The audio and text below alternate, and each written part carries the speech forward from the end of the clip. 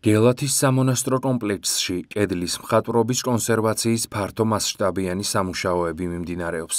Ამ დროისთვის გელათის ღვთისმშობლის შობის სახელობის ტაძრის კედლის მხატვრობის კონსერვაციის სამუშაოებთან ერთად ხორციელდება სახურავის ზონდაჟების გახსნა. შემდეგ ჩატარდება სახურავების სტრატიგრაფიის კვლევა. მიმდინარე სამუშაოებს ქართველი და უცხოელი სპეციალისტები აწარმოებენ. ადგილზე იმყოფებიან გელათის რეაბილიტაციის დროებითი კომიტეტის თავმჯდომარის მოადგილე არქიმანდრიტი კირიონ ონიანი, გელათის ღვთისმშობლის შობის ტაძრის კედლის მხატვრობის კონსერვაციის სამუშაო ჯგუფის ხელმძღვანელები სტივენ რიკერბი და ლიზა შეკედე, მინერალოგიის პროგრამის უფროსი პროფესორი სტეფან ლაუე და ბიოლოგიის პროგრამის ხელმძღვანელი მიკრობიოლოგი დანიელა იზოლა. როგორც არქიმანდრიტმა კირიონ ონიანმა აღნიშნა, საერთაშორისო ექსპერტები აქტიურად აკვირდებიან მიმდინარე პროცესს, სწავლობენ მხატვრობის დაზიანებებისა და მათი გამომწვევი მიზეზების ბუნებას და ახორციელებენ აქტიურ ფართო მასშტაბიან საკონსერვაციო ჩარევებს. მინერალოგიისა და მიკრობიოლოგიის მიმართულების სპეციალისტები იკვლევენ გელათის სამონასტრო კომპლექსში არსებულ პრობლემებს,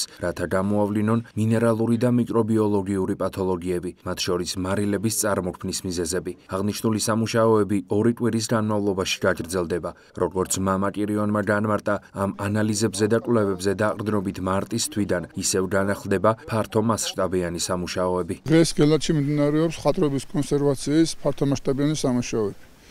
ჩამოსულები არიან ქართული კონსერვაციის ჯგუფის სრული შემადგენლობა და მათთან ერთად ჩამოსულები არიან მათი საერთაშორისო ხელმძღვანელები ბატონი სტივენ რიკერბი და ბატონი ლიზა შეკედე.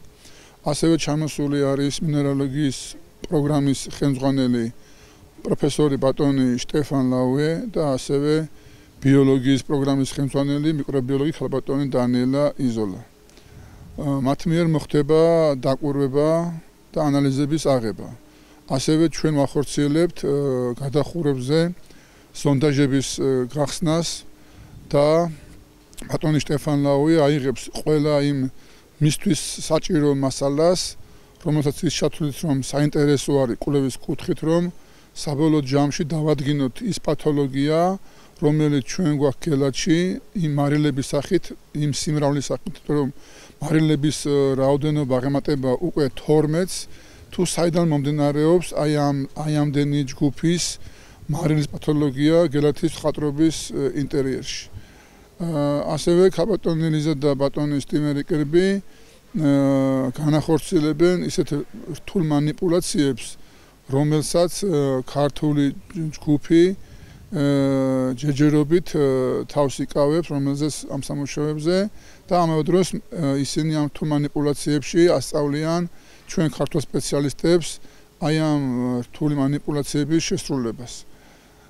საბოლოო ჯამში ეს პროგრამა გასტანს 2 კვირის განმავლობაში და შემდგომ ამ შედეგებზე მუშაობის ამ ანალიზების და მუშაობის შედეგებზე დაყრდნობით უკვე მარტის თვიდან ისევ განახლდება ფართომასშტაბიანი სამუშაოები. თუმცა აქვე დავსცენ, რომ ყოველ თვე 10 დღის განმავლობაში ქართველი მხატვრობის კონსერვაციის ჯგუფი ჩამოდიან გელათში, ისინი აწარმოებენ მხატვრობის კონსერვაციის სამუშაოებს და მონიტორინგს. ჩვენ ახლა გადავედით კომპლექსურ ეტაპზე, რომელშიც ჩართულნი არიან სხვადასხვა დარგის მეცნიერები, მიკრობიოლოგიის, მარილების და სხვა მიმართულებების სპეციალისტები. ამ ეტაპზე ხდება კომპლექსური მდგომარეობისა და დაზიანებების მართვა. მხატვრობის ყველაზე არასტაბილური მონაკვეთების დასტაბილურების შემდეგ იწყება სწორედ ეს კომპლექსური ეტაპი, რომელიც მოიცავს როგორც მიკრობიოლოგიური, ისე მარილოვანი პროცესების მართვას. მე და სტივენ რიკერბი გელათის კედლის მხატვრობის კონსერვაციის ჯგუფს ვხელმძღვანელობთ. ჩვენ ვაგრძელებთ კვლევებს მარილების, მიკრობიოლოგიის მიმართულებით. პარალელურად კი მიმდინარეობს კომპლექსური ფიზიკური საკონსერვაციო სამუშაოები. ეს ფიზიკური სამუშაოები განსაკუთრებით მნიშვნელოვანია, რადგან ისინი ხორციელდება სპეციალურად იმ მასალებით, რომლებიც აუცილებელია გელათის ტაძრისთვის. ამ მასალების ნაწილი შექმნილია უშუალოდ აქ, ლაბორატორიაში, ტაძრის ჩრდილოეთ მკლავისა და აფრების საკონსერვაციო სამუშაოების დიდი ნაწილი უკვე დასრულებულია, რაც ჩვენს შედგენილ გეგმებში შედიოდა.